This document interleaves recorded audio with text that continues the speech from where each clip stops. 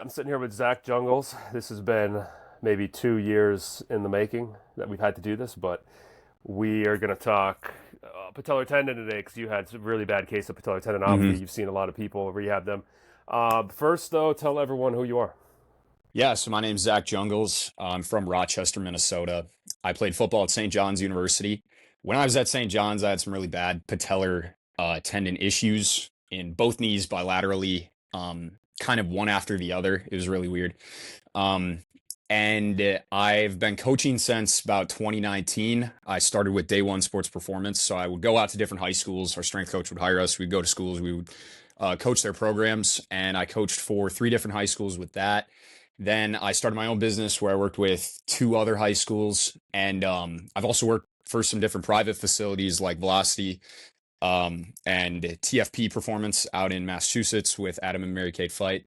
Then I interned at the University of Minnesota starting about maybe the end of August. And I was there until November, December. And then I got hired by IHT Human Performance here in Charleston, South Carolina, where we're opening a gym kind of centered around training athletes, all different types of athletes, baseball, football. So yeah, that's kind of who I am. Tell me about the internship in Minnesota because I went through it myself, and Yes. I love talking to people who've done it. Yeah. What did you make of it? It was such a unique experience. There's nothing like that internship on the planet. Like you walk in and you're just completely bombarded with information. I remember being on CoachTube during the summer before starting to intern there and like reading the triphasic book and going through all these manuals. There are like 20 different manuals. Going through the RPR course, just trying to learn as much as I could before I got there. And then when I got there, I realized that what they're doing now looks completely different than what you learn in like triphasic one, but the principles are exactly the same. It's just the methods are the same, the means are different. So all the exercises are, they're using a ton of bands and stuff. And a lot of people get super confused when they see the exercises because they're like, this looks nothing like triphasic one. But I mean, the methods are completely the same. The weekly undulating model is the same. And they just use bands for pretty much everything. And it's sick. I did all the workouts 5 days a week, and I loved it. I got stronger, was jumping higher, sprinting faster. And it was a lot of fun. I loved getting to know Cal, Sam Lee, Trevor Foreman. I had a great experience there, man. I wish I could have stayed there longer. It was a lot of fun. Mhm. Okay, take me back further to the because we first, yeah, I think we first got in contact because of your patellar tendon pain. Yeah. So yeah, tell me the whole story of Okay. your jumper's knee. Yeah, so in 2020, I was a sophomore. I broke my collarbone after running a corner route, and I ran headfirst into a pole and then veered off and hit my collarbone. And then later that year, I herniated a disc in my lower back. So there was a lot of periods of high workload, low workload.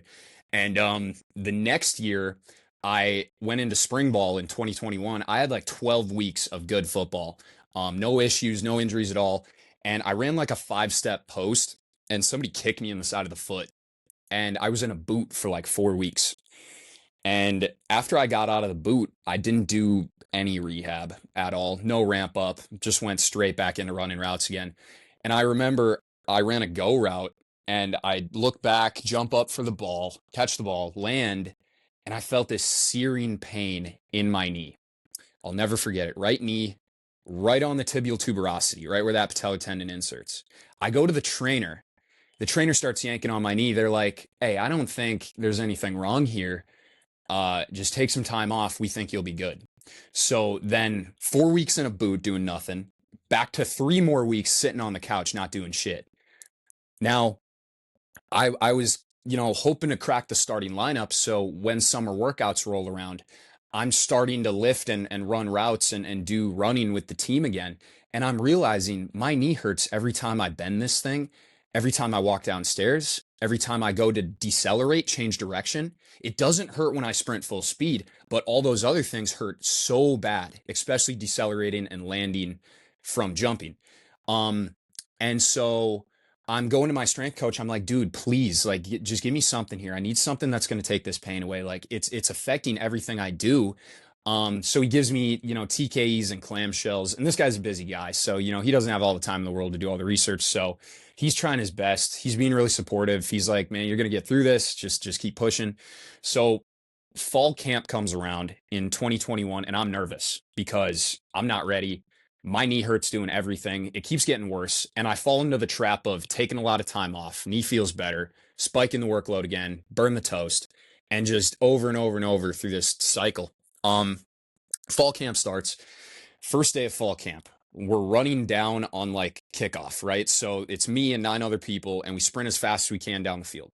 I beat all the other 9 people down the field. I'm like, fuck, I feel great today. Today's going to be a great day.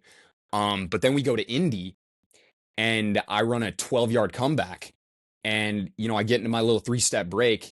And again, it feels like somebody takes an axe and just hits me right in the knee. Like it just searing pain, hurts so bad, localized right under that patellar tendon. Um, and so I go to my coaches and I'm like, listen, this is so bad that I can't even think about anything else when I'm playing. I got to figure this out. And I'm getting so mental about it. It was honestly not the pain that was messing with me the most. I think the pain I could deal with. It was the psychological factor of it was constantly in the back of my head. Like, if I do this, then it's going to hurt. And then what am I going to do then? Right. So psychologically, it was really messing with me. So I go to my strength coach and I'm like, listen, man, we need another plan here. Like this is not working right now. So he sends me to the doctor and I get some imaging and they find that I have this like 1/4 inch tear in my patellar tendon. And that's what they say, at least. I don't know if they were confused about whether it was pathological or whether it was actually a partial tear in the tendon. But um, they're like, okay, you're going to go into physical therapy. You can consider PRP injections. So I go to this clinic where they take a little, like, a bit of fat out of my right glute. And then they, take some blood out and they create this PRP shot. It cost me $1,800. I blew everything I made that summer paying for this injection. And they send me to physical therapy. And my physical therapist was a great lady.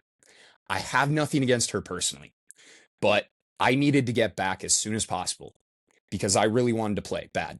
And she had me doing the step down protocol. And for those who don't know, the step down protocol is very, very painful at first. And they say it gets better, but it just never did for me. I mean, it was like 6 weeks of just doing step downs and it sucked. It hurt so bad. Um, the only thing that she was able to progress me to with no pain was jogging on a treadmill and doing little like pogos and stuff. And so by week 7 or 8, my coaches are looking at me and they're like, listen, man, if you want any shot to contribute at all, like to even crack the starting lineup at all, you need to play, you need to practice before the playoffs start. So they're kind of rushing me back. And then my PT is like, no, no, no, you're not ready yet. Like this timeline says we need to spend 15 weeks in this step down protocol. You can't go back right now. So I'm getting pissed off and I'm like, you know what? Screw your shitty rehab. I'm just going to go play and try to go, play with the pain. So I'm practicing for like 2 weeks. And I remember we played Gustavus and I get into the game 2 hours after we warm up because it's the end of the game. It's garbage time. So I go in there, no warm up. My knee is barking at me.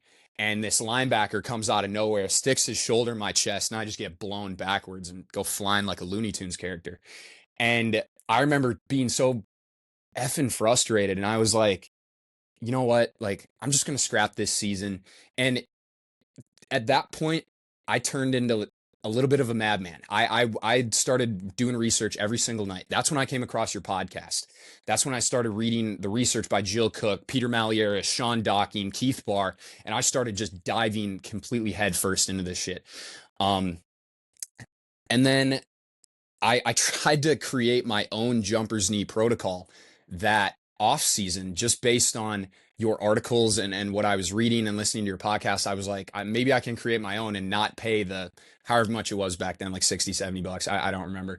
But I ended up going to the Mayo Clinic at that time during the off season, during the winter, because I'm from Rochester, Minnesota, and that's where the Mayo Clinic is. And so I go to their PT and their doctors, and they're telling me, hey, listen, we got shockwave therapy. We got more PRP injections for you. You spend $1,000 here. We got these procedures for you.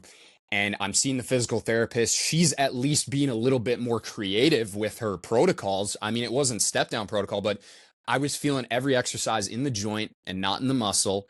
And it just wasn't getting me anywhere. So around January or February of 2022, I just say, you know what, I'm going to fold and buy the protocol because I'm really cheap. And I was just like, you know what, throw my hands up. If this works, great. If not, whatever. I'm out $50. So I start doing the protocol. Immediately, I find that this leg extension ISO gives me a window of time where I don't feel nearly anything at all. And so we go back into spring ball in 2022, this next year. I've learned so much. I've learned that I can manage my loads. And if I don't burn the toast, then I can maybe do something explosive the next day. And definitely 2 days later, I'll be able to run again, run routes and jump, and I'll be pretty much fine. So this stage one was like my silver bullet, because every time I did it, I go hold that leg extension ISO, I go hold that David Gray foam roller bridge, that split squat and that single leg stand, and then I can actually go and practice. Now I have had the time to educate my coaches, my sport coaches, on the fact that, listen, I can only do so many routes. If my knee starts to bug me, I have to back off. If I back off, I'll be able to practice the next day. They now understand what my injury is and what I need to do. Um, and so this communication that I have between my coaches is now the fact that they know that I'm doing the right things to get myself better, and that I'm actually able to get effective reps to further my skill development in football, because I switched from running back to tight end. So I had no experience running routes or blocking in high school. And those were things that I need to get better at before I could play. So in the summer of 2022, when we were doing workouts with our team, our structure was we would lift Monday, we would have 7-on-7 that night. Then we would run on Tuesday, and then lift Wednesday, 7-on-7 again. So that 3-day stretch was tough. It was very tough because that's a lot of loading when you're doing lots of change of direction stuff, running routes, decelerating heavily. And at the time I was 240. So I think, increasing my weight and trying to gain weight, and then also having these tendon issues, there was a lot of stuff going on there that wasn't really helping my case for being able to train like twice a day, 3 times a week. So I'm just having to back off my workloads, but I completely scrapped the team lifts on the lower body stuff. And I just did stage two for the summer. It was probably like 6 weeks of stage two, slow down, slow up. And I could actually feel my quad starting to work again. And my quad regained so much size. And then toward the end of the summer, I hop in stage three. Fall camp rolls around now the next year in 2022. And now I have my silver bullet. I have this leg extension ISO that gives me an analgesic effect to where I can practice and be able to practice every single day with the team. I'm seeing other people on the team that have the same symptoms as me, or as I did the year prior, right? Oh, you have localized pain right under your patellar tendon. It hurts when you walk downstairs. It hurts when you change direction, when you jump, when you land. Okay, you're going to follow me into the weight room. We're going to do these 4 things before we go out onto the field. Now I'm having kids like Mark Holy and Graham Gerlach that are coming to me and they're like, hey, my knee hurts. And we're doing stage 1 of the protocol. And now they can actually practice and they don't have to sit out on the sideline. So when I figured out that this worked, and it worked for pretty much everybody that had patellar tendinopathy that I would come across, I would just throw it in their face and be like, listen, you got to buy this jumper's knee protocol, and I can almost promise you it'll work, or I'll give you your money back. So I started giving people this guarantee, and it worked almost every time. And that was 2022. In 2023, I'll just tell you one more story of somebody that had it bad, worse than I did. This kid named Brian Casaza, goes by Coach Saz on Instagram. The first day of graduate school in Springfield, Massachusetts, I walk into Strength and Conditioning 101, where we're reading the essentials of strength and conditioning. It was an exhilarating class. Brian walks in, and you know when somebody has knee pain because the way they sit down. So he did like an RDL, and then he like fell back in the chair. And I'm like, oh, so you got knee pain, huh, buddy? And he's like, yeah. And I went to go see the Tampa Bay Lightning doc, and I did this and that and this and that. And I'm like, oh, that sounds exactly like me. How about you come with me to the fitness center after this? I know where the leg extension machine is. I guarantee in a few weeks you'll feel better. And I'll never forget this. Our professor, which I love her to death, she's a great lady, named Mary Kate. She looks at me and she's like, "You think you can fix his knee pain? Like, good luck." And I was like, "Oh no, you haven't seen the protocol, have you?" And she was under Boyle. So I think it's just so ironic that you went and presented at Boyle stuff because it was all just full circle moment. He doesn't have knee pain anymore. He's jumping, sprinting, and then he ended up interning at Velocity, and he's coming back to work for Nate again this summer.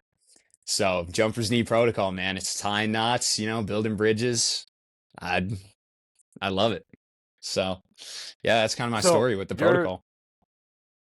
yeah, you said you had that pain at the tibial tuberosity, like, Yeah, initially. So initially. was that where it stayed, or did you No. get it moved up to the proximal? Yes, exactly. So it was only there for maybe 2 months. And then throughout the summer, it started to creep its way up. So it started at the tibial tuberosity and then it became localized right under that patellar tendon. And I forgot to mention this.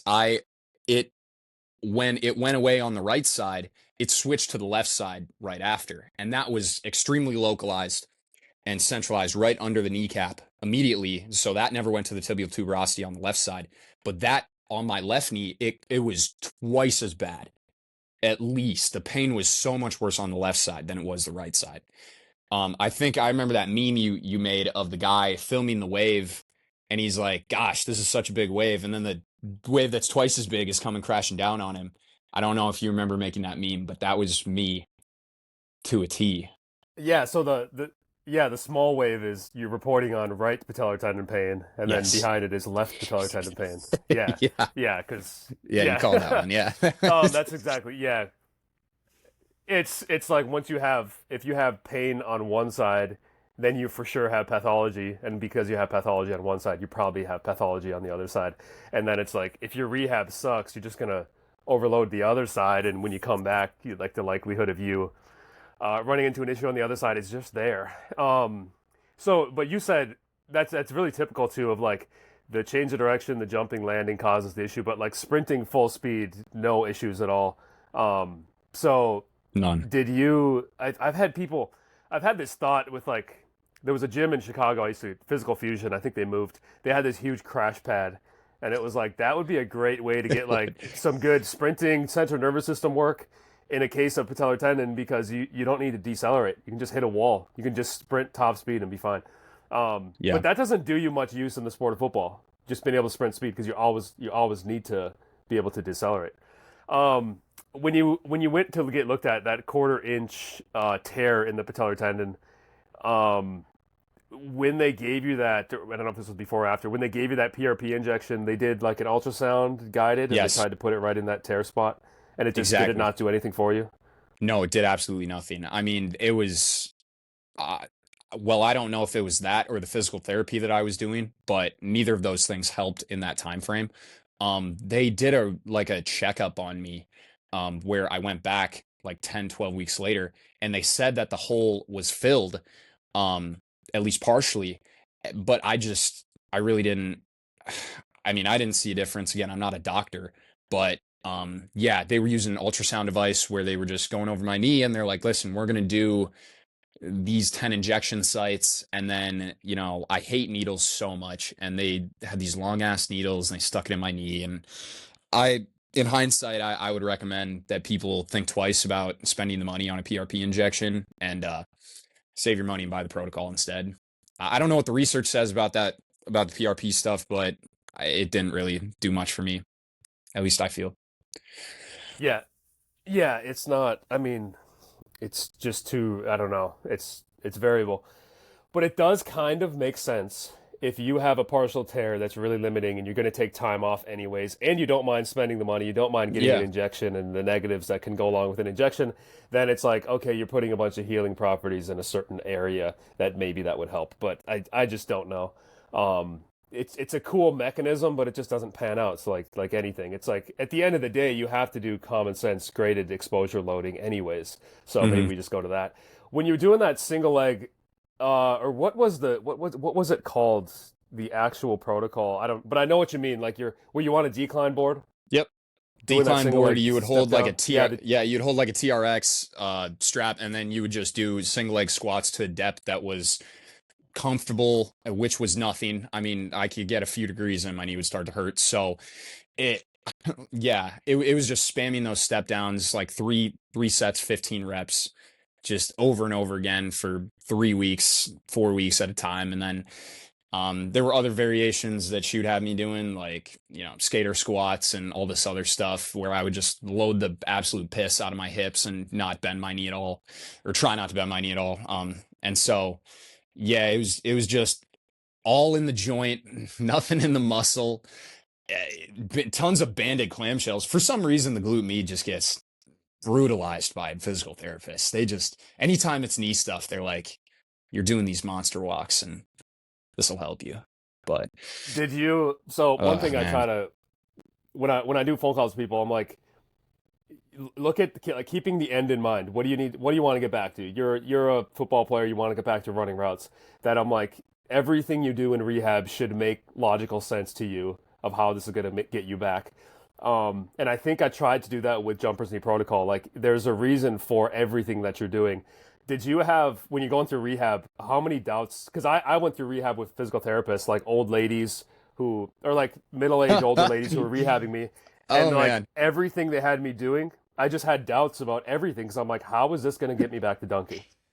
So that it's so interesting you say that, because this experience in particular gave me such a, and I don't say this in a bad way, because I know physical therapists are good people and they have good intentions. But it made me doubt the entire physical therapy system, because what they would do is I saw three different physical therapists. What they would do is they would go into their computer and they would type in your symptoms and they would print out a list of exercises. And I remember going to two different places and they gave me the same list of exercises. And I tried to tell the second guy, like, hey, listen, dude, this didn't work. I tried this for 2 months and it didn't work. Like, what are we doing here? Give me some new exercises or something, please. Like, think about this a different way. And when I realized that it was also centralized, like, if you work for this company, this is the protocol that you follow for this set of symptoms or issues. Nobody's thinking for themselves. Nobody's being creative. Nobody's trying to actually push the industry forward. They're all just doing what their company tells them to do because they don't want to get fired. Um, and then I come across your podcast and you're citing research, and I go read the research, and then I do the things and they actually work immediately. Then I'm like, okay, I'm going to scrap what all these PTs are telling me to do, because trusting the experts really didn't get me anywhere in this particular scenario. And I had felt that, because I had a lot of injuries in college, I had felt that some of my rehabs were extended beyond periods of time that were, that I needed it. And they would keep telling me to come back. And I'm like, hey, I feel good. Like, I feel ready to go. But they would, keep trying to siphon money out of insurance or whatever their deal is, right? It's just a whole system that I think is all based on profit. Once you meet that deductible, they just want to keep you coming back and coming back and coming back again. And it gave me a lot of disdain and a lot of distrust for, people that are in this sort of meat grinder of physical therapy. And again, I don't say that to be like, oh, PTs are out to get you. They're not. They're great people with great intentions. But again, if your business model is you make somebody see you 30 times and that's how you make the most money, you're going to get somebody to come back 30 times if that's your goal, to try and make the most amount of money possible, right? Whereas if you're trying to get somebody back where they have acute patellar tendinopathy and you give them a few quad extension isos and tell them to take some time off and gradually expose themselves to loads and be smart with their load management, and that gets them back even faster in a quarter of the time that it would take in the whatever bullshit protocol you put them through, then I mean, you're not making the most amount of money at that point, and that doesn't make sense from a business perspective. So I just, it made me lose a lot of trust for the whole way that rehab's run right now. And that's also why I love doing rehab. Like, I love helping people with pain and injuries, because when I was that person, nobody was there. It felt like nobody was there to help me. But going out and finding people on the internet that were actually getting results, that's what that changed my perspective entirely. So I guess I have you to thank. I have other people to thank for that, but it was so important to be able to look outside of the box and realize that whatever your doctor or your PT tells you is not the final say. If they're telling you to get all these procedures, you need to be able to think critically about that and make up your own mind about what you need to do to get better or to regain function or whatever your goals are. When you went to Mayo Clinic, they said we got Shockwave, we got PRP and stuff. You didn't go through with any of that? No. No. Because at that point, it was the same time that I was diving into your podcast, reading your website, and reading all the research and stuff. So the same time that I was getting PT from Mayo Clinic and seeing these doctors, they're like, we can do all these 10 procedures for you. And I'm like, listen, I tried the PRP stuff. It didn't work. I'd rather save the money and not do any of this stuff. Um, and yeah, that's like what you're describing, this sort of disdain for centralized medicine, I guess. Maybe that's the right way to put it. I wasn't willing to do whatever they were going to tell me to do. I wasn't just going to blindly listen to them. At that point, I was all in on the protocol because that was the only thing that was helping, even in the slightest at the time. So you said when you got back to you were talking to your coaches, and I try to get people to pull this off, but I feel like not many of them can. Having the conversation with your coaches to be like, I know what I need to do for my knee to get better, and them letting you back off certain routes. How did you pull that off? Were you like one of the better athletes where they actually saw some value in you? Because I feel like some kids who if they're like a useless kid and it's like I can't practice because of my knee, it's like, well, why are you even on the team? Like, how was that conversation with them where you're like, when my knee starts hurting, I need to back off the routes and take it easy? How did they come on the same page with you? Because I feel like that's such an issue for so many people with patellar tendon pain that the coach doesn't want to listen. The athletic trainer might not be on the same page. Yeah, how did you get everyone on the same page? I so number one, I had a niche skill set. I was a little bit faster, a little bit more explosive than some of the other people that were playing my position. So I had some value there. They told me, they're like, hey, you're going to have a spot as long as you can just please get healthy. And so when I came to them and what I did was I wrote up a Google Doc and I laid out everything that I was going to do. And I had already bought the protocol at the time. So I laid out everything I was going to do and I presented it to them, to my offense coordinator Cole Heckendorf, and I was like, "Listen, this is what I think is going to get me healthy." And he's like, "Man, I don't care. Like, dude, do whatever you have to do." But he was very understanding because he had some issues with his big toe, and I think that maybe I can just imagine that at the time he was playing in the NFL, so his coaches and athletic training staff, if they weren't able to get him results, it was probably a really frustrating process for him. So maybe he had some empathy in that regard. But my it was, I think it was more the fact that I had a great relationship with my strength coach, and I was also an exercise science major, so I could sort of explain exactly why, you know, if I ran too many routes, why it was going to take me a little bit longer to get back, and why it would be smart to cap the number of reps I did. And this is a big problem for athletes, but you have to understand, you have to have constant communication with your coaches, and you both have to be on the same page, because if your coach doesn't understand, then they're just going to think you're soft and they're going to think you're sitting out for no reason. And that's not going to help your case at all. In fact, a lot of coaches that are all about like mental toughness or whatever, they might think you're a huge baby and that your knee just hurts whenever you don't want to do something hard, right? So I would not do conditioning with the team at the end, and I would just do a bunch of push-ups or something, because I told my strength coach, listen, man, if I do this like 5-5-5 change direction stuff that we're doing here, my knee at the end of practice, right? Like 2 hours of practicing, my knee is going to blow up and I'm not going to be able to go tomorrow. And it's just going to put me further in the hole. So it was a year of showing my coaches, hey, I'm trying, like, this is so frustrating. and please let me try something else. And then when I presented all the research and stuff to them and I'd show them your protocol, then they were more understanding of it.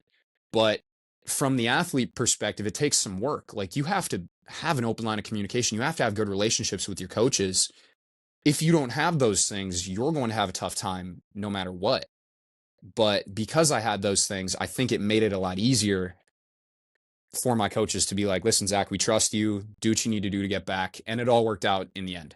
So, um, yeah, they were very understanding though, which was helpful. So how did you get that? How did you develop? Because that's for me.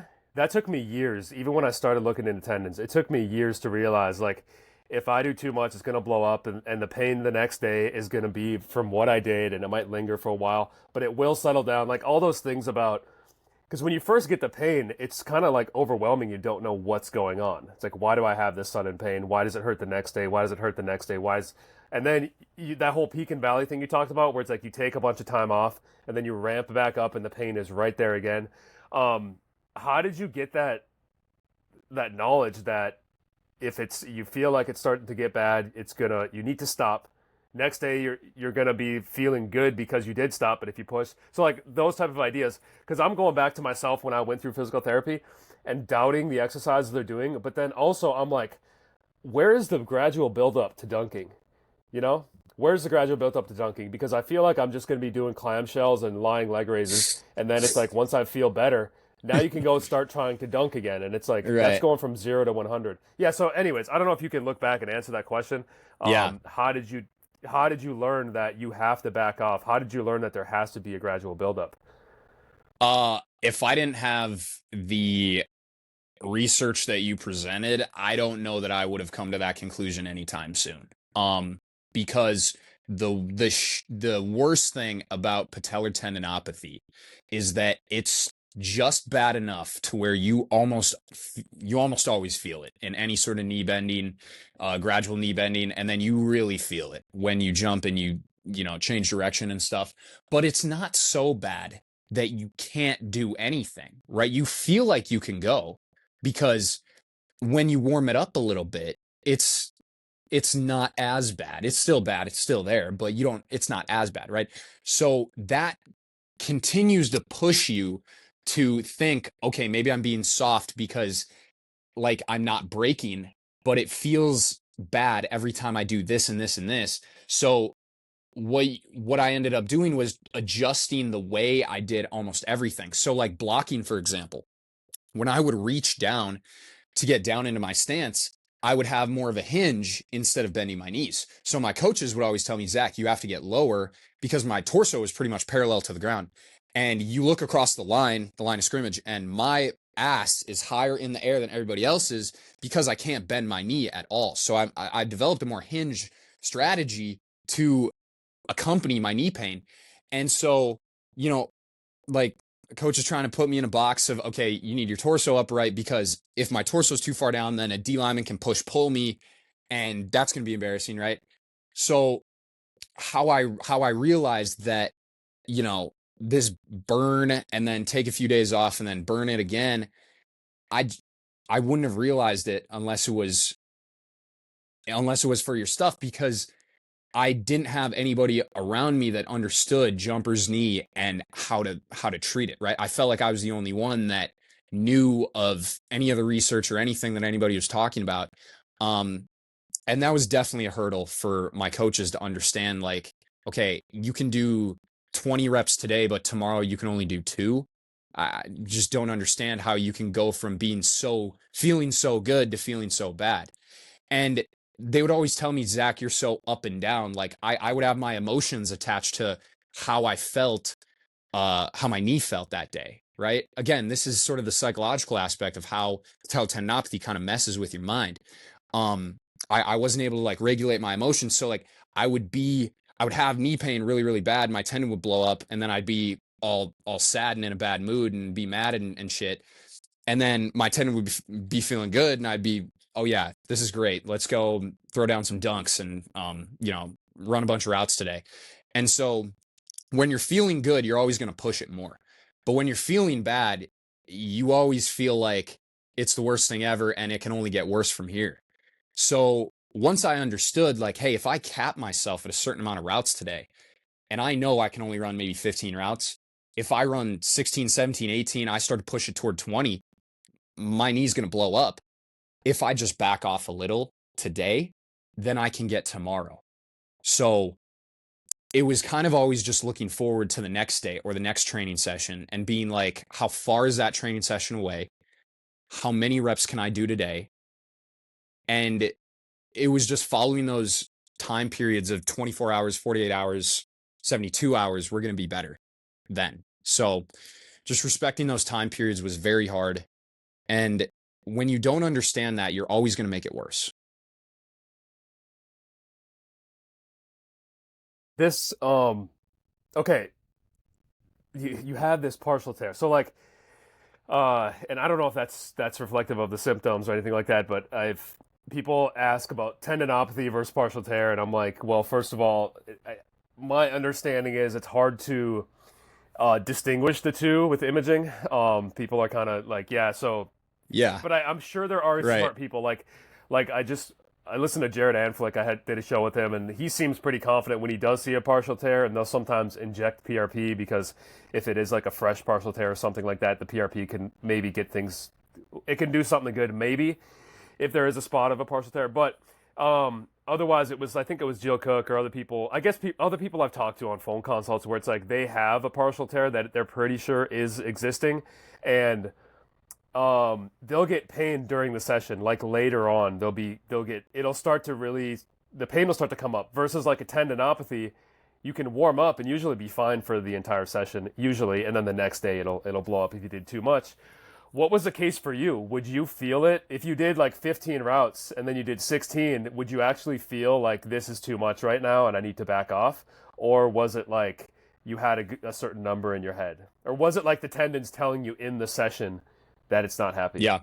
Okay. So when I felt that searing pain in my tibial tuberosity after I jumped up for that ball, caught it, and landed, the first initial symptom that I had with it, that was very sharp. I couldn't walk for like 2 to 3 weeks. I actually wanted to go to the doctor because it was very, very bad. And I was on crutches. I just couldn't bend it at all. Couldn't put any weight on it, that's not typical of a patellar tendon. And I've maybe talked with 20, 30 people with patellar tendinopathy, and that's really not the case. You can always load bear on it, and it's always not so bad that you can't walk, right? Like that's not typical at all. So I feel like when that initial injury happened, that was a partial tear. But as it developed on and I, changed my loading strategy and I went through the peaks and valleys and stuff, then it might have developed into tendinopathy over time. So when they did the imaging on me, I had a feeling in the back of my head that that partial tear that they saw might have been like from earlier on, and then it might have gotten a little bit worse or it might have stayed the same, and just the tendinopathy just then started to develop from there because my symptoms were so classical that when you describe them or when I would hear people describe it or I would hear Jill talk about it or whatever, I would immediately go, that sounds exactly like what I'm having. So initially it might have been a partial tear. Later on I think it was just pathology. And yeah, so but yeah, you're right. When I had talked with you about it and I had DM'd you, you had told me that back in 2021 that they sometimes aren't able to distinguish between a tear, a partial tear, and the pathology of the tendon. So I was interested to hear that because when they went to do the ultrasound on me, I was questioning what you know when they looked at my left knee versus my right knee, what they were showing me. I didn't, I understood that the darker area meant that there was some pathology there. Is that right? How you see like the ultrasound of the image and it's a little bit darker in certain areas, and that's the whole. That's what they were showing me, and so I mean, for all I knew, that was the pathology. So yeah. Yeah. Hmm. Yeah. Yeah, and if there's like a toss up, is it a partial tear or tendinopathy? It's like nobody wants to hear they have a partial tear, Oh, that messed with because me you a think it's lot. not going to heal. Right. Yeah, I thought I needed surgery. I kept asking my team doc. I was like, "Do I need surgery for this?" And Yeah, when I heard that again mentally, it really just rattled me. I was like, oh, partial tear. Like anytime you hear tear, it's gonna mess with you. Like, yeah. So Yeah. Okay, so you talked about doing those isos beforehand and getting the analgesic effect. How long was it? So like people have kind of looked at it, and I don't like that I think it's that research with Ebony Rio where it's like you get a 45-minute pain decrease. yeah, And yeah, yeah, yeah. I dude, remember I don't that. know. It's like some I people remember some reading people that. don't get a some Yeah. people don't get a pain decrease at all. And then some people like why 45 minutes? Some people it can be like hours. Some people it can be like much shorter. And it's just really was a small study and got very definitive and people just took it as gospel and it's like I don't think that's the case and that's not what I'm seeing. But people have taken the isometrics for analgesic effect and being like it's kind of a band-aid and you shouldn't really have to use them. How long was it for you where you're like you felt like you didn't need to do isometrics before you did something explosive? Up until I stopped feeling things in my knee. So I was probably at 8 months of using it because until the season got rolling in 2022 when I was in fall camp, it was probably up until the first game where I would be holding those isometrics before going out to practice. And same thing with anytime we had 7-on-7, anytime in the summer before that, and anytime in spring ball preceding. It was always I would have to hold. It was almost like my routine. I would have to go into the weight room, hold an isometric. But once I stopped feeling symptoms in my knee, um, throughout the first few weeks of fall camp into the first game, I stopped feeling things in my tendons. So I stopped holding the isos. And it just, ever since then, it's never came back. Unless I go and I spike my workload a little bit, and then it kind of, it bugs me for a few days, and then it just goes away after I, do the things that I need to do. But I had a lot of other issues that season. I had sciatica. I tore my labrum in my shoulder. But my knee felt great, so I didn't care. I didn't care about all that other stuff. I was like, my knee feels great. We are ripping it today. So up until that point where I stopped, I probably could have stopped holding them, but because I had already gotten through stage 3. But I was like, this thing is really the only thing that works for me right now. So I'm going to beat the dead horse. I'm going to keep using it until I need to stop using it. And I know people that have continued to use them past the point where their symptoms have gone away. Maybe it's more of a mental thing. Maybe it's like, hey, this worked in the past. Maybe if I just keep doing it, it won't come back. Like, I don't know what it is for some people, but for me, once the pain went away, I threw it out the window. Didn't have to do them anymore. Yeah. Yeah. Okay, so I'm thinking back. You had all these guys that had patellar tendon, like Oh yeah. players, football players, and then you're helping them rehab. Was there any issues with you stepping in, like with the strength coach, with the athletic trainers? Did anyone have an issue with you helping them with their pain? So St. John's is interesting. They don't cut anybody from the football team. So there are 200 plus people on any given year on this roster. We only have one strength coach. It's a Division 3 program. So there's only one strength coach. He has multiple teams. Um, and so he would send people to me. He'd be like, "Hey, listen, you sound like you have jumper's knee. Go over here to this guy and he'll tell you what to do." So that's kind of how it went. And I I never had a conversation. I mean, I had a few conversations with my physical therapist after the fact, but I think she knew that like I might have been scalping some people like from her, you know, I don't know. I just felt like, especially some of the athletic training staff there, I went back recently to show some people some stuff with Square One, and they weren't too keen on it. I feel like sometimes ATs and PTs like look at athletes and they're like, these are my athletes. Don't touch my athletes. You're going to mess them up. Okay. I don't want you to touch them.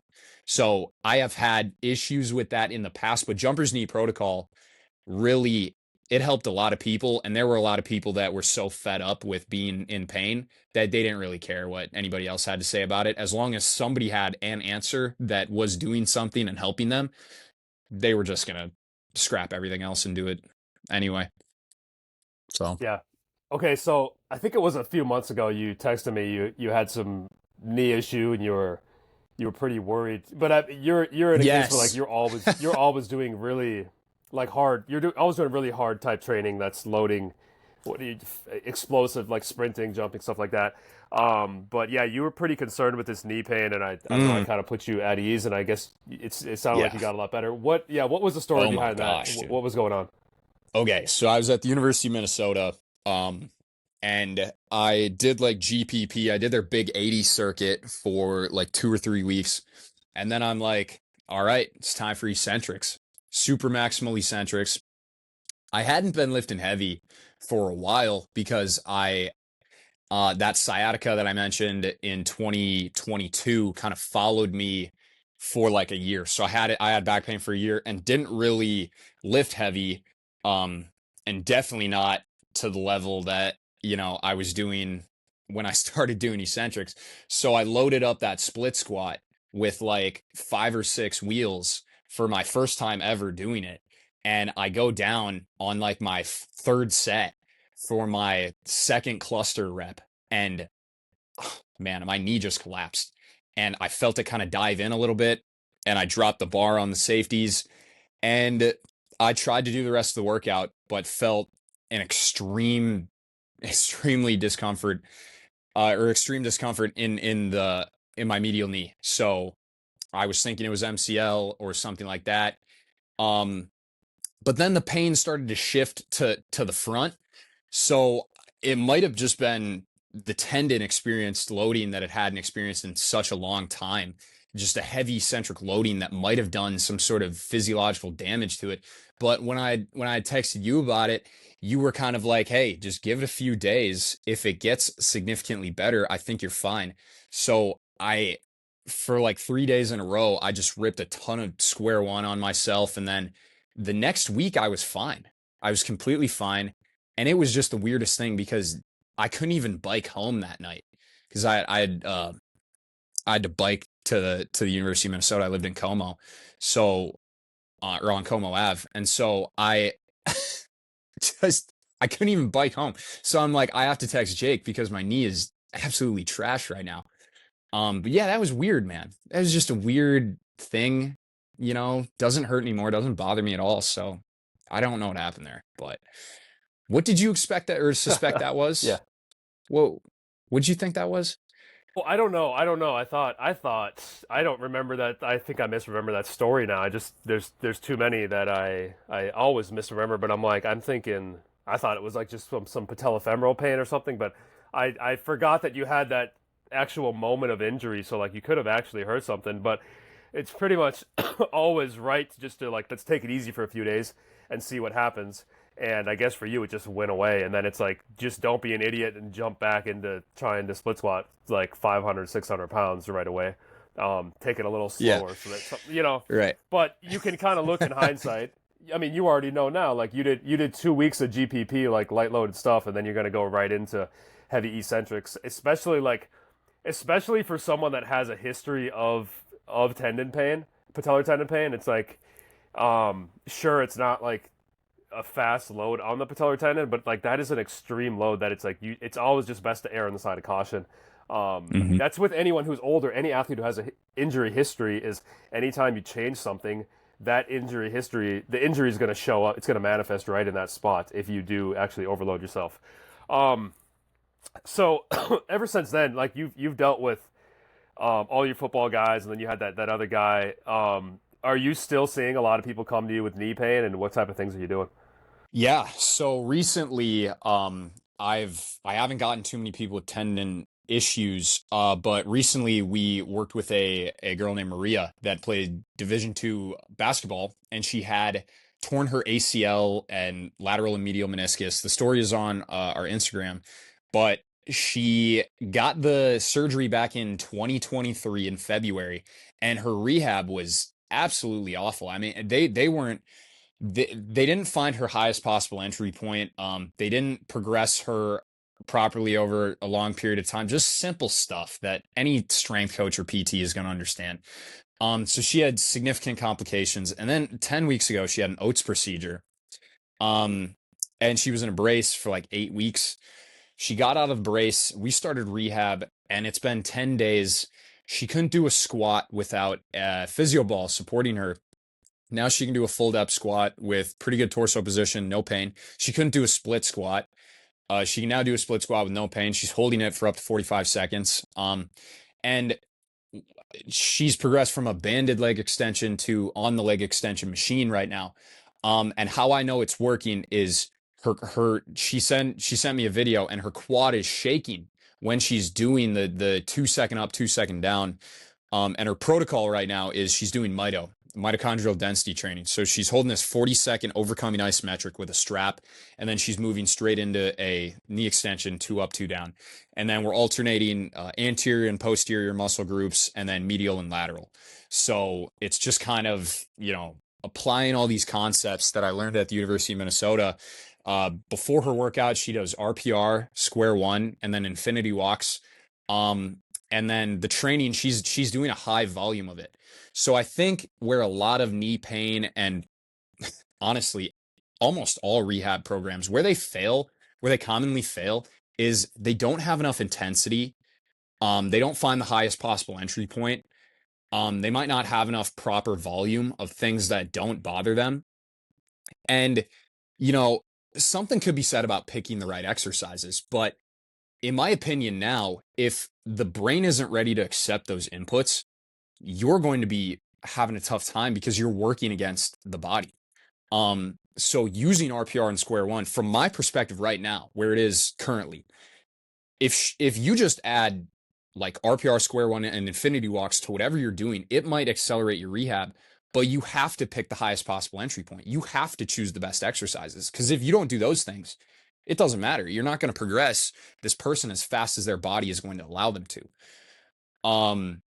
So I think all of those things in combination might be helping her, but mostly just getting out of that brace and walking around on the thing is definitely helping her regain motor control and function with that leg. Because the longer you're in the brace, the more that quad's going to detrain, and you don't necessarily want that.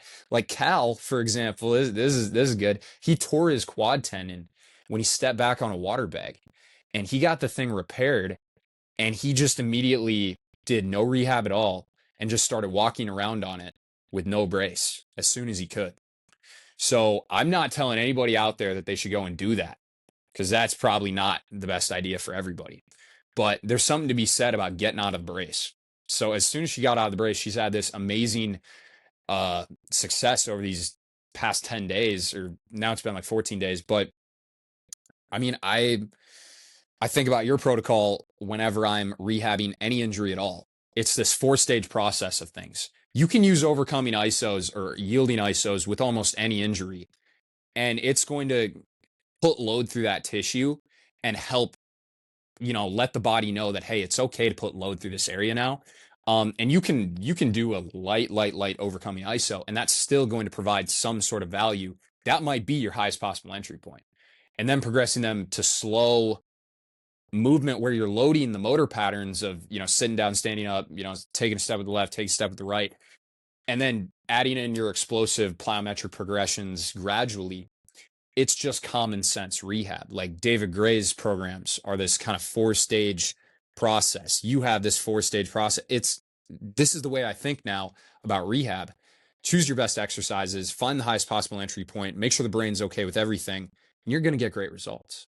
So it's not about reinventing the wheel. It's about copying the things that are out there that are working really well and then applying it to whatever individual situation that I see with an injury. So that's kind of where this whole rehab thing's going now. And yeah, I'm not a PT. I'll just go out there and say that. But some of the best like people that deal with injuries are like you're not a PT, right? Like Sean Sherman isn't a PT. Cal's not a PT. Neither is Chris Corfist, right? So these people that have a deep understanding of how the human body works, a lot of them are strength coaches and personal trainers. So do those 3 letters behind my name actually matter? I mean, I don't know. I think about that a lot. Sorry. Yeah, Yeah. maybe I'm not making friends on this podcast, but I don't know. It's just had to be said. I like what you said about the finding the highest possible entry point. Yeah. Because I feel like when you go to my experience with PT is like Well, first they have their sheet of paper, but it's often like the lowest possible entry point, which is like we're not stressing the tissue, we're not stressing the person, and this is just going to delay my time to get back because we're not actually pushing. How are you? It's probably a simple thing. How are you finding the highest possible entry point? Is it you just like starting with something light and then like how does that feel? Then progressing as you make sure they're doing it well. Yeah. So take any motor pattern that you think you're going to need to load up to make the person have a successful outcome. So pick your main motor patterns. For somebody with knee pain, it might be a squat and a split squat, because those might be the most difficult things for them to do initially. They're not going to have problems with a hinge, so you can probably load that up to whatever level you deem necessary pretty early on. But with a split squat and a squat, I want to see what variation you can do. um, we're gonna see if RPR and square one, again, I've repeated this a few times, but I just see no better way to do this. If I can take the pain away, or doing this sort of protocol is going to take the pain away in a split squat and a squat, and that allows us to load it up quicker, then that is your highest possible entry point, right? But if you do a split squat, like for example, with Maria, when she would do a split squat with her surgery leg behind her, she would experience a lot more discomfort and pain than when the knee was in front of her, even after an hour of doing these neurological modalities on her. So I let her know, like, hey, we can go hand supported. I just need you to hold this for a certain duration that's comfortable. And as long as you follow pain and function through your progressions, I don't think you can do a lot of wrong. Um, Now there's always a case where somebody might have a weird deal where you load something up and it's not painful, but it's causing issues under the hood. And, we don't have X-ray eyeballs or MRI eyeballs, so we wouldn't be able to see that even remotely or in person. But if it doesn't hurt them and they can load the thing, then they need to be doing that thing immediately if you're going to progress that in the future. And you're right, PTs fall into the trap of we're going to start everybody at the same point. But if you have one person that has a 40-inch vertical, their function and their capacity is going to be a lot higher than the little kid with Osgenschlatters. And again, your highest possible entry point might be so far off from where you start somebody as a PT. Just use your common sense. Like, how can we find the hardest possible thing that this person can do with no pain or minimal pain? Because with tendons, a little bit of pain isn't necessarily a bad thing, but with other injuries, you kind of have to be careful about if something really hurts or it creates a super big response. Like, then of course, you have to be a little bit more careful with it. But um, yeah, find the highest possible entry point is really something that gets missed a lot. It's like we have to follow this timeline and these progressions. It's like, no, you don't. That's a bunch of horseshit. You don't have to follow a set timeline, and you shouldn't. Because if somebody's able to get out of pain in 4 weeks, then you should be doing that instead of waiting 12 weeks. Just, I'm getting a little fired up right now. Gotta tone it This down a little other bit. we had a call like maybe a couple months ago. You had a girl like I think patellofemoral pain, a gymnast. Yes, Yeah, could you yes. talk about that? What was going on? Because I was curious myself for the last few days of like if you've made any progress there because it sounded like a pretty bad case of a lot of surgeries and a lot of people Okay. poking and prodding and not Yeah. much not much success when we had talked back Right. then. So from what I've heard, she's doing a lot better. Um, so she's a gymnast at the University of Minnesota, and she fell off the beam. I believe she hit her knee on the beam or on the ground, and I think she dislocated her kneecap. It was really bad. She had surgery.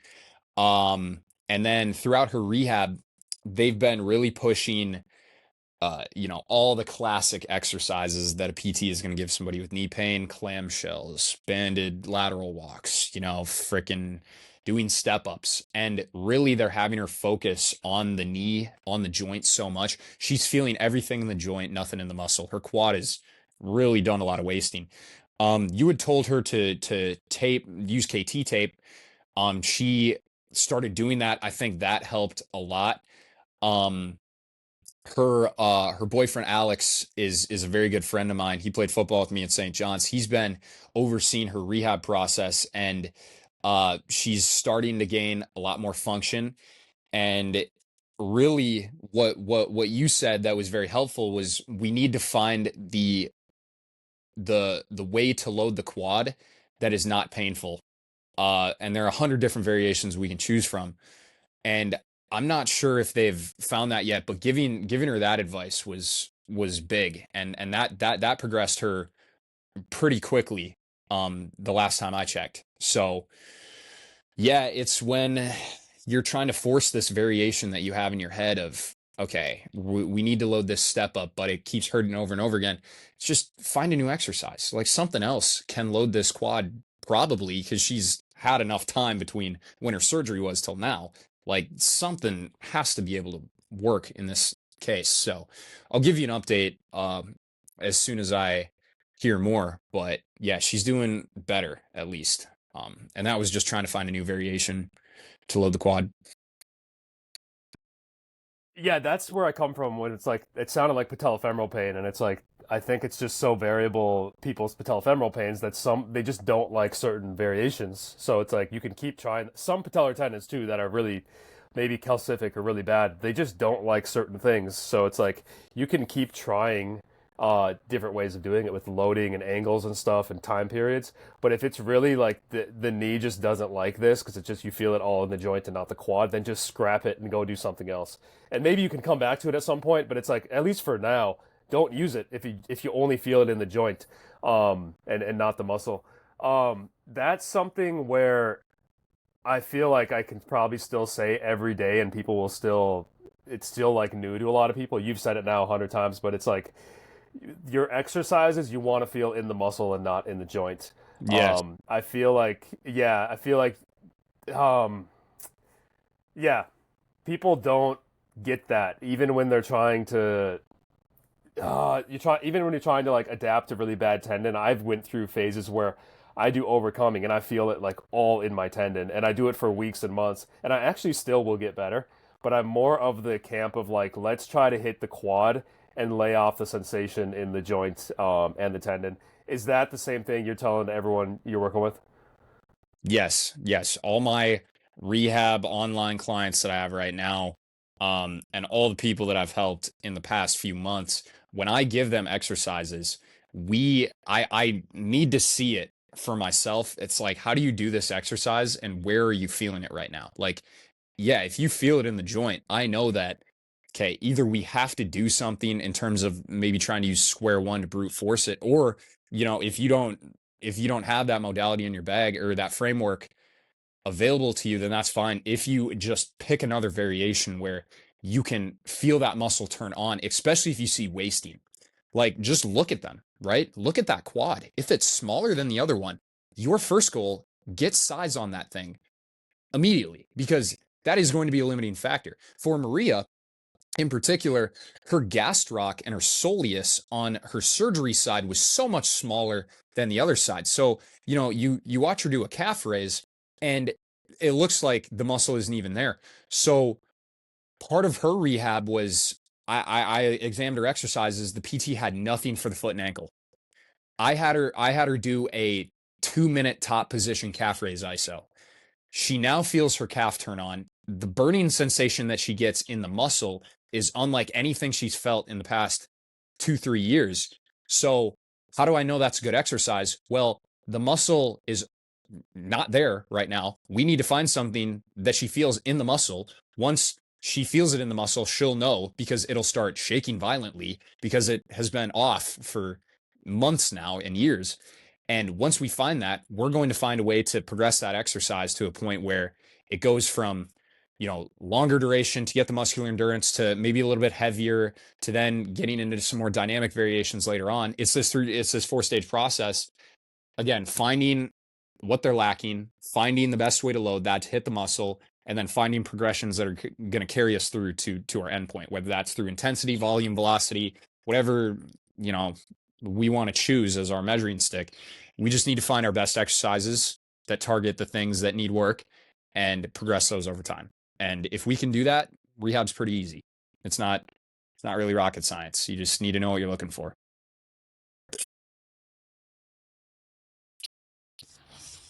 All right, Zach. You feel like you've done justice to your deliver all your patellar tendon knowledge? I have one more thing that I wanted to ask you about.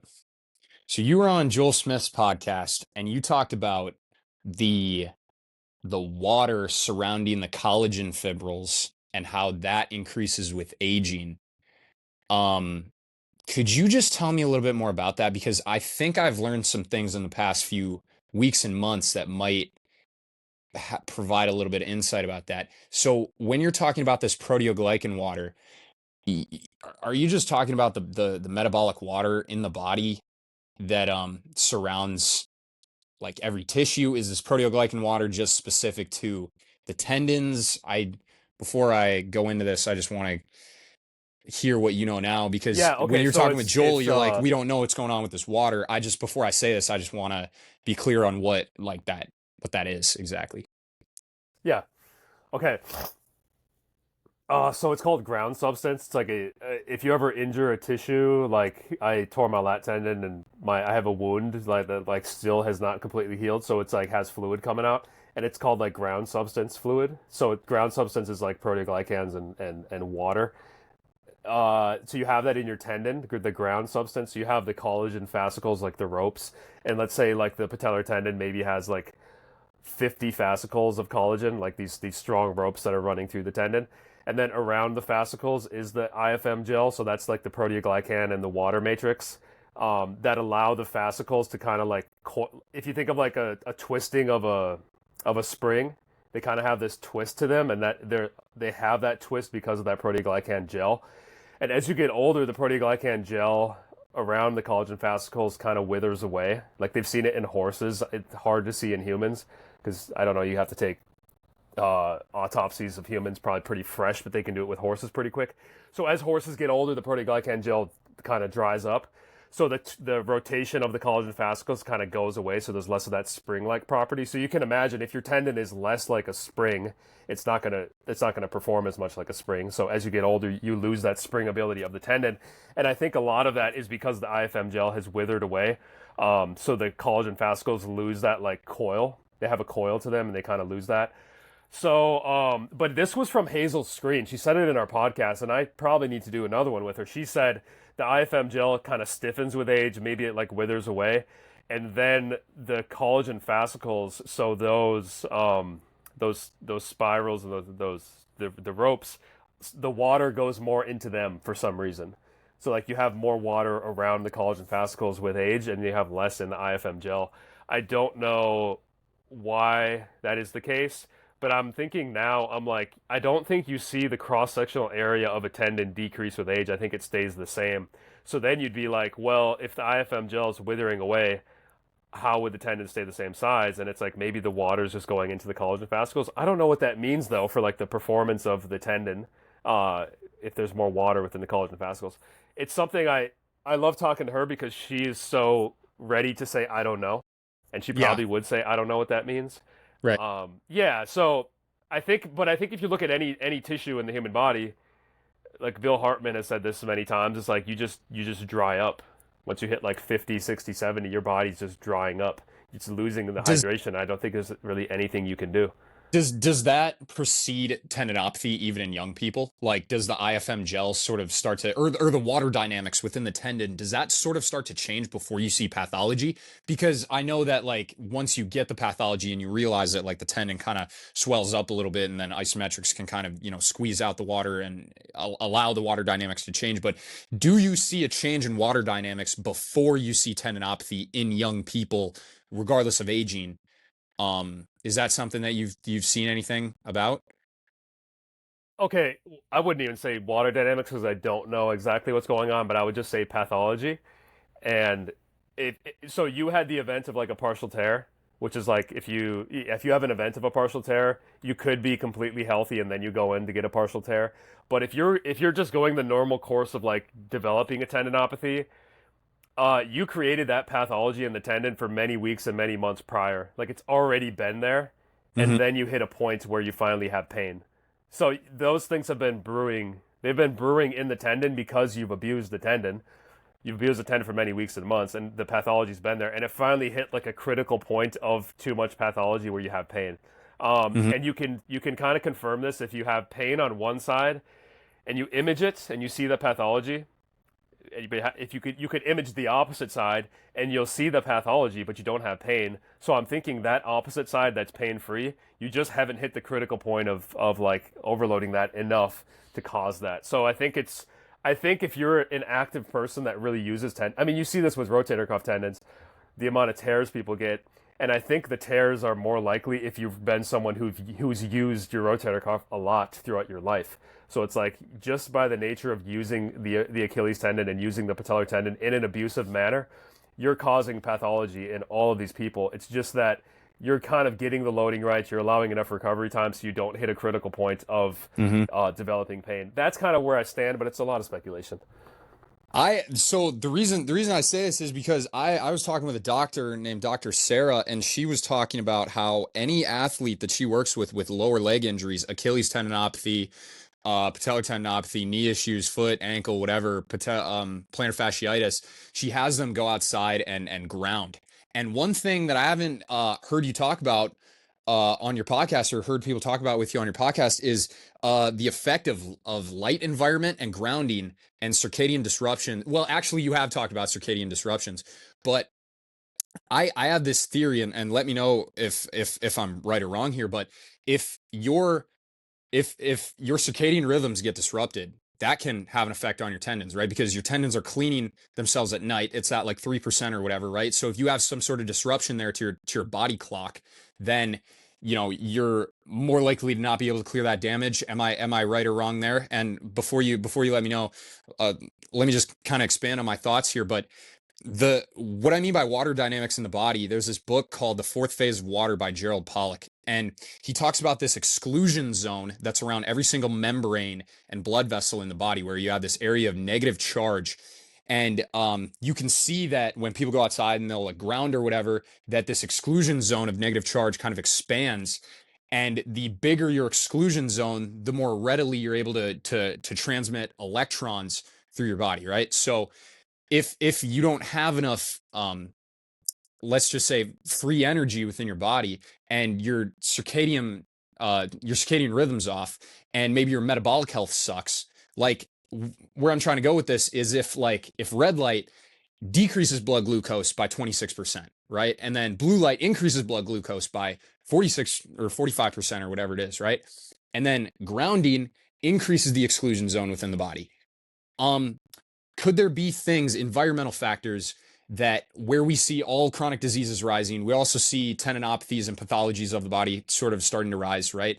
Might that not necessarily be a just solely a workload issue, or a food dye, or nutritional issue, but could it also be an environmental issue? Could you see that being a factor in people developing tendinopathies? Because I feel like personally, before 2018, 2017, I really didn't hear of too many people that had jumper's knee, especially not as many as are getting it right now.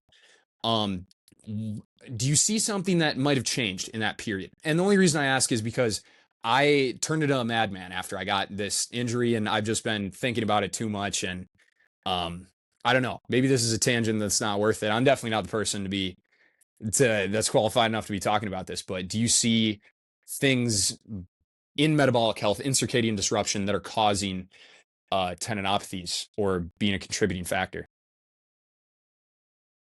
Yeah, I think so. I think it just like tendon health, the health of all your tissues depends on your general health.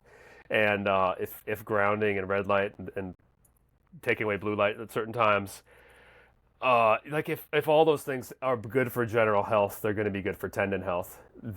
Would it be a I think the secondary, thing is, tertiary? Yeah. well, dude, so I think you shouldn't concern yourself with it unless you have tendinopathy. Like you develop Mm, tendinopathy, so then you're yeah. gonna be neurotic about everything, and like just it just makes you Sure. Yeah. neurotic to be in pain. Oh, So you're gonna think, for sure. Do I need to ground? Do I need to stand on the grass more? Like, what if I live in a on the 20th story of something, I'm never touching the grass, but I'm following good rehab and my knee's still not getting better. I'm like, okay, if you want to do it, go ahead. But like, I Hmm. don't know if that's going to have the impact. And I think, I more resonate with, I do appreciate the health optimization type stuff, but I Hmm. also think it's bad because it does make you neurotic. I think if you look at Yeah. like, the energy of someone like DK Metcalf, how he's drinking like a couple coffees and then he's eating gummy bears at night, and he's like Is one of that the real best in the though? world. Like Is that that's, real? but I've okay, considered that, whether right? that is, well, whether that is or not, like Yeah. there are archetypes like that who are the best Yeah, in the like world who can get away with Usain Bolt, whatever. And maybe chicken it's not right to nuggets, talk and about them yeah. because yeah, because they're genetic freaks. But it's like Hmm. I think you and I have some of that archetype within us where it's like you're not we don't want to be neurotic. You've been around the guys who are health optimization freaks and they're neurotic about everything and they're not going to drink out of a plastic cup of water. They got Oh to yeah. have a glass bottle. It's like that's not the type of energy that I resonate with. And when you start Hmm. talking about like optimizing the light environment and grounding and doing all these things, is like that's kind of getting closer to that neurotic side where it's like Yeah. your whole life is trying to health optimize. Hmm. Whereas I think if you just look at tendons, it's like let's talk about the circadian rhythm thing and like the pathology. Like the best athletes in the world, the ones that are really using their tendons, they have pathology in their tendons. I'm sure the circadian regulation is really messed up because of the pathology, but they're still going to be able to perform in spite of it. And Hmm. it's almost like in spite, you're almost spiting health optimization by being like, I'm going to perform with this really bad looking tendon because I don't care. So I more resonate with that than I do with like, let's try to optimize absolutely everything. Now, when you're in bad pain, you should probably look into grounding and look into red light, Yes, assuming you be into have the big everything. Right. rocks Hmm. of like good loading and good recovery times and everything like that. But yeah, I think I'm not going to push people away from It'd it be like because a I definitely secondary. have traveled. Yeah.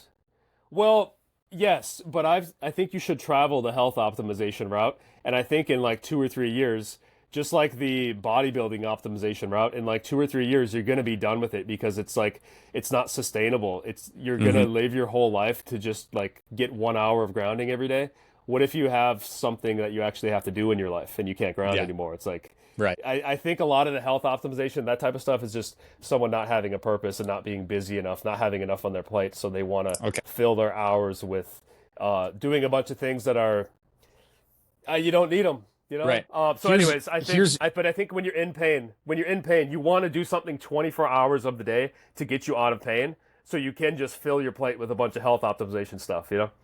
I have one more question. Do you think gaining a bunch of weight is a risk factor for tendinopathy? Because I had gained 40 pounds over the course of 2 years, and then that preceded me getting tendinopathy.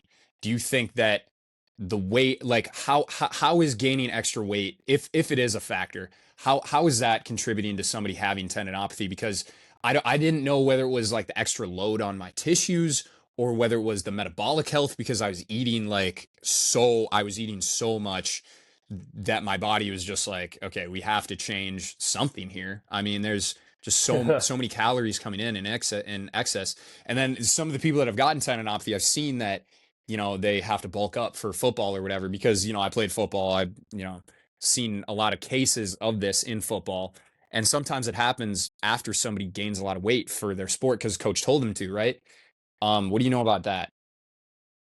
Yeah, so I think it's both that it's extra load on the tendon because you weigh heavier. Like if you just put a weighted backpack on right now, 40 pounds, and went and did all your athletic things, it's gonna cook your tendons a lot Yeah. easier. So like the added weight is definitely a thing, but the thing is it's a gradual buildup of weight, so I guess you do get some graded exposure to the added body weight. But then the other is like yeah, if you're gonna gain 40 pounds, like it's now you can do it in a way where you stay lean, which is good, but like often you have to gain body fat to gain that amount of weight, some body fat. Right. So now you're in an environment of higher blood sugar, probably higher blood pressure because you're gaining so much weight. Like your consumption to activity levels are the scales are more on the consumption, so like your blood pressure might be going up. Your adiposity is going up, which is just general systemic inflammation. And I think your tendon because of the increased blood sugar, your tendon gets stiffer with like sugar cross links. I don't know how soon that happens, if it happens in a day or in a week or in months or years. So like your tendon is probably getting less of that elastic extensible quality if you really are increasing your blood sugar crazy. So it's like this collagen gets the crosslinks gets these sugar crosslinks, which I guess are stiffer, but somehow they're more brittle. And then the IFM is really the area that you're probably stiffening up when you have high blood sugar. I think you probably are stiffening that area up, and you want that area to not be as stiff and be more like elastic. Right. I think that's what's going on. So I think it just, yeah, I think it's both. It definitely is the load on the tendon is higher, especially if it's the patellar or Achilles, because that's you're always weight bearing with those. The load is higher on them, and then the metabolic influences of blood sugar, blood pressure, adiposity, those, and then maybe even like if your cholesterol gets off too, is like those are probably the four big things that you can kind of just store those things in tendons. So yeah, I think it's both. But if you're a young football player. I don't know. I don't know if I think you're just healthier in general because you're a young person. If you Yeah. were like a 40-year-old and you went to gain Right. that amount of weight, it's like I'm sure you'd manifest with some pretty serious issues. Yeah. Something would happen. Yeah. Yeah. Yeah. Where are we at with diets and tendinopathy? I don't really care about diet all. I know that's bad to say, but I just don't. Yeah, so I don't know, So but my PT told me not to eat nightshades or some shit when I had tendinopathy, and I don't know. I've had other people tell me to eat like a ketogenic diet or whatever if you have pathology, and I'm like, I don't really concern myself with those things. I don't know how you feel about that. Is there any research out there on? I mean, does it fall into the metabolic health category for you? I think okay, the nightshade thing is just like so random. I don't know where that come from. But ketogenic. So I've had a few people. I wish I had more that would like start carnivore and tell me how their tendons feel, but usually I think people feel better. The problem is like if you're really going to try to gain muscle and gain strength, like you're ketogenic, and you are going to gain muscle and strength better if you're eating carbohydrates. Yeah. So, Yep. but I think yeah, if you have like chronically high blood sugar and you just metabolically wrecked, I think ketogenic is going to solve some of those issues. I'm sure there are camps of people that don't get better with a ketogenic diet, but yeah, just seeing that carbohydrates are so easily accessible and everyone's gaining body fat and having high blood sugar. If you just went and ate ketogenic, I think that would be better. But then you take something like this, you take the bones, which are like you have the muscle, tendon, bone, and the bone. If you go on a ketogenic diet and you're someone who really does high bone stress things like running, playing basketball, stuff like that, it's not good for bones. Low Mm, carbs is not good for bones. mm, So they want carbohydrates in your bones. So I don't know where tendons stand though. Like I don't think tendons are okay. as carbohydrate hungry as a bone, or definitely as a muscle. And then you have that whole like chronic high blood sugar. It's not good for tendons. So maybe going ketogenic could be good.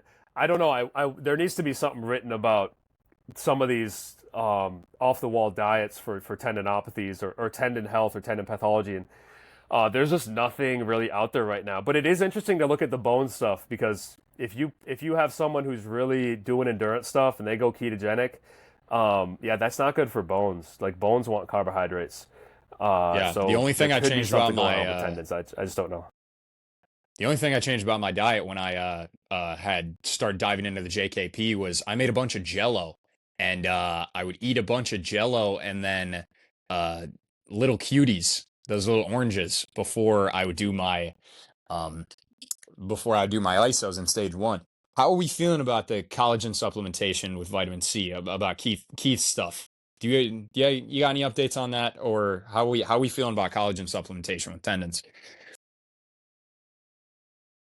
Yeah, I mean, I just have periods where I'll take it, and then periods where I don't. And then the vitamin C thing is like, I think it only matters if you get deficient, but no one is really Ah, deficient in vitamin C nowadays.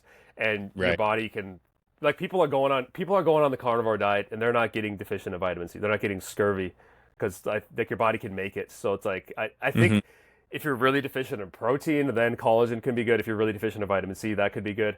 I think if you take it beforehand, you're getting this placebo effect, and then you have that mechanism of if you're loading the tendon, Yeah. that's when it's getting increased blood flow, so you can put the materials there beforehand.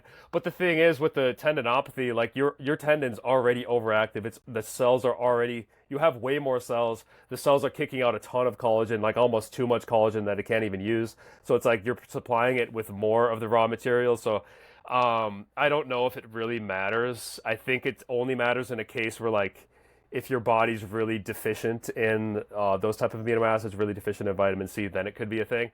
Although I wonder that so like we talked earlier about when you've abused the tendon for many weeks and months and then you finally get pain. I wonder if there's something with diet that you do. So if you develop tendinopathy today, I wonder if we could look at your past 6 months or past 12 months and see that you didn't eat enough protein or see Mm. that your diet was messed up and that's what led to this degradation of the tendon. Like, what if you were taking collagen protein for the last 6 to 12 months? Would that have not come up because you gave yourself the raw materials to produce enough collagen within the tendon to keep it strong?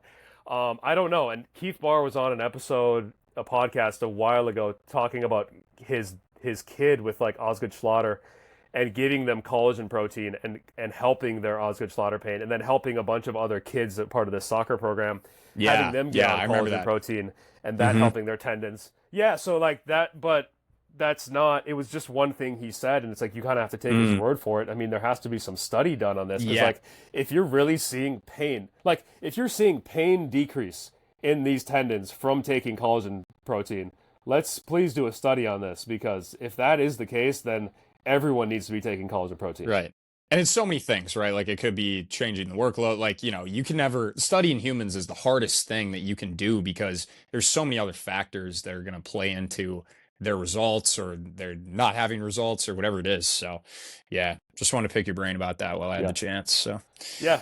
yeah, man. Um. Anyways, man, we should get out of here. So tell Yeah, everyone thank you. who you are. I know you got some conference coming up. You're at this gym. Tell us all about that. Yeah, yeah. So I moved to South Carolina here in Charleston. We're opening a gym, me and Jared Slater, called IHT Human Performance. We're going to be working with pro, college, high school level athletes in the area. We're hosting Revolutions in Speed Training 2 with Cal Dietz, Chris Corfist, Dan Fichter, Chris Martin from LSU Baseball, Pat Robles, worked for the Phillies and the Houston Astros. So we're going to be talking about everything speed. It's going to be July 18th, 19th, and 20th, 3-day conference. There's a 2-day option as well. It's going to be available on CoachTube after we're done with it. And then I also do online rehab. You can DM me at Jungels_SP on Instagram for more information about that. If you have a specific injury, uh, I won't guarantee results or money back, but I'm pretty confident I can help most people. Just because I've been through the ringer with things. So yeah, thank you so much, Jake. Really, really appreciate your time. It Yeah, was man. great talking with you. I love talking about tendon.